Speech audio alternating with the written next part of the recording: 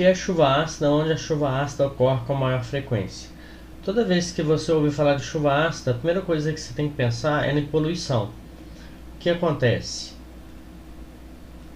A nuvem, composta de vapor d'água, reage com a poluição, pode ser alguns óxidos, monóxido de carbono, dióxido de carbono, dióxido de enxofre, trióxido de enxofre. Nesse caso aqui, vamos fazer a equação do dióxido de carbono. Ela reage com a água que está na nuvem, reage com esse óxido, essa poluição, e vai fazer o gás H2CO3,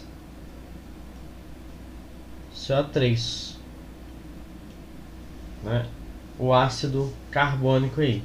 Então, chuva ácida é uma chuva que interage com a poluição e fica ácida, causando decomposição de estruturas, monumentos históricos, estruturas metálicas, prejudicando lavouras, mudando o pH dos lagos, né, das fontes.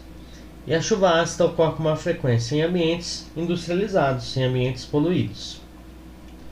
A 12, ele está perguntando o que mede a grandeza, quantidade de matéria, igual ao símbolo da sua unidade. O que nós medimos, os químicos medem, é um mol. É um mol. E o símbolo é mol também. Um mol corresponde à quantidade de matéria. 6,02 vezes 10 a 23 unidades. Então eu posso estar falando de moléculas, de átomos, de íons, partículas. Toda vez que eu falar mol, é essa quantidade aqui, 6,02 vezes 10 a 23. 1 mol de moléculas. Então eu sei que eu tenho ali 6,02 vezes 10 a 23 moléculas. Esse número é extremamente grande porque o que a gente trabalha, átomos, partículas e moléculas, são entidades extremamente pequenas. Então eu preciso pegar uma grande quantidade para ter um valor significativo. Então, o que mede a matéria é o mol e o símbolo é MOL, tá? Nesse caso aqui, ele quer: considere um copo contendo 90 ml de água. Determine mol, número de água, número de hidrogênios, número de moléculas, total de átomos e átomos de hidrogênio. Olha, 1 mol de água corresponde à massa molecular dele em mol. A massa molecular da água, eu tenho a água, H2O, 2 hidrogênios e 1 oxigênio. Então eu tenho hidrogênio, hidrogênio e 1 oxigênio. A massa do hidrogênio é 1, então eu tenho 2 aqui somando os 2, e do oxigênio 16. Então 2 vezes 16 eu tenho 18 unidades de massa atômica, que correspondem a 18 gramas.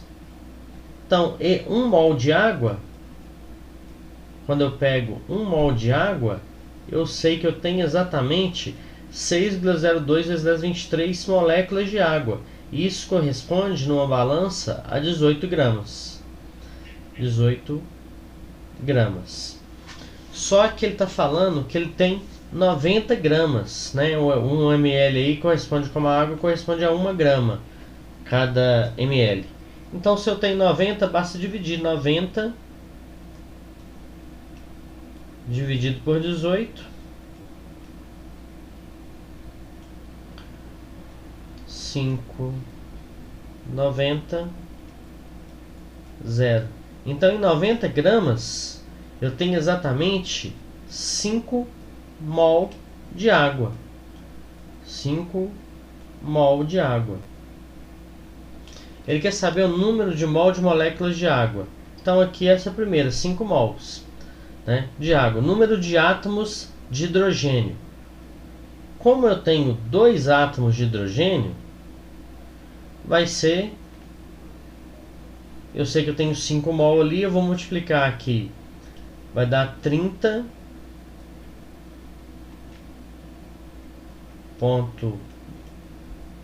10, vou colocar 10 aqui, multipliquei aqui vezes 5, vezes 10 a 23. Isso para a molécula toda. Para a molécula toda. E eu sei que essa molécula tem 2 hidrogênios e um oxigênio.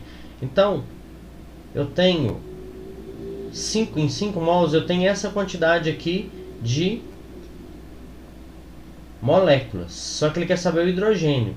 Olha, o hidrogênio, eu tenho 2 dele dentro da molécula. Então, eu vou multiplicar por 2 aqui também. Vai dar 60,2 vezes 10 a 23. Eu posso melhorar isso aqui. Vou andar para cá. Diminuir esse número aqui vai dar 6,02 vezes 10 a 24. Então eu tenho 6,02 vezes 10 a 24 átomos de hidrogênio. O número de moléculas de água vai ser igual ao mol, 6,2 vezes 10 a 23. Aqui vai ser a mesma coisa. O total de átomos seria multiplicado esse número aqui por 3. Então seria 9,3 vezes 10 a 24. É só aumentar mais um aqui, 9,3 vezes 10 a 24, o número de átomos. E o número de átomos de oxigênio vai coincidir com o número de átomos de mol também, que vai ser 6,02 vezes 10 a 23.